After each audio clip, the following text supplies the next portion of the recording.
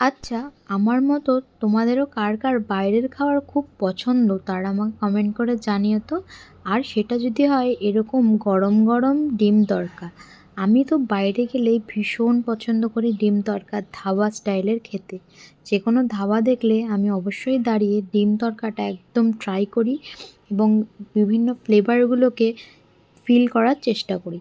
তো সেই ডিম তড়কাটাই যদি আমরা বাড়িতে বানিয়ে ফেলি খুব কম খরচে এবং যখন মন চাইবে তখনই, তবে কেমন হয় বলো তো?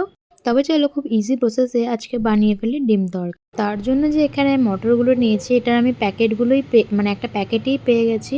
তোমরা চাইলে আলাদা আলাদাও নিতে পারো।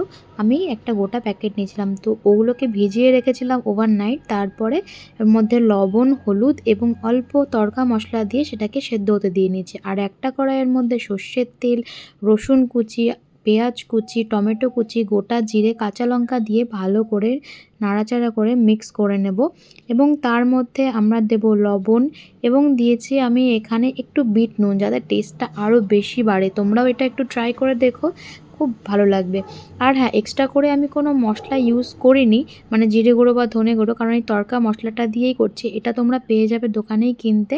আর হলুদ দিয়ে নিয়েছিলাম কালারের জন্য।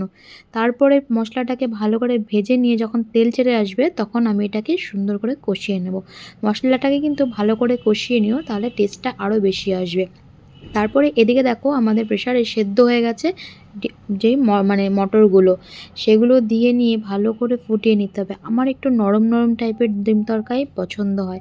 তার মধ্যে দেখো যেহেতু ডিম তরকা, আমি কিন্তু দুটো ডিম ফাটিয়ে নিয়েছি এবং সেগুলোকে খুব তাড়াতাড়ি মিক্স করে নিতে হবে, না হলে দলা পেকে যেতে পারে।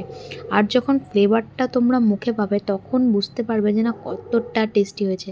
তারপর থেকে কসুরি মেথি এবং অল্প চিনি দিয়ে, তোমরা চিনির পার্টটা স্কিপ করতে পারো, বাট 2-4টা চিনি দিলে আমার মনে হয় যে বেটার হয়, তাই জন্য আমি এটা দিয়ে নিই। আর এইটা হচ্ছে মেন, দেখো একটা ছোট্ট প্যানের মধ্যে করে আমি রসুন কুচি এবং কাঁচা লঙ্কা ভালো করে একটু নাড়াচাড়া করে নিয়ে এটার উপর থেকে দিয়ে দেবো। আর এটার জন্য এই টেস্টটা এত এত বেশি ভালো আসে, তোমাদেরকে বলে বোঝাতে পারবো না। তোমরা কিন্তু একবার এইভাবে বাড়িতে বানিয়ে দেখো এবং আমাকে কমেন্ট করে জানিও। সত্যি বলছি, এত ভালো হয়েছিল ডিম তরকাটা, পুরো মুখে লেগে আছে। আমি তো এখন এই ডিম তরকাটা প্রায়ই বাড়িতে বানিয়ে খাই রাত্রের ডিনারে। যারা তোমরা ডায়েট করছো তারাও কিন্তু এটা বানিয়ে খেতেই পারো। তেলের পরিমাণটা একটু কম দিও যারা ডায়েট করছো।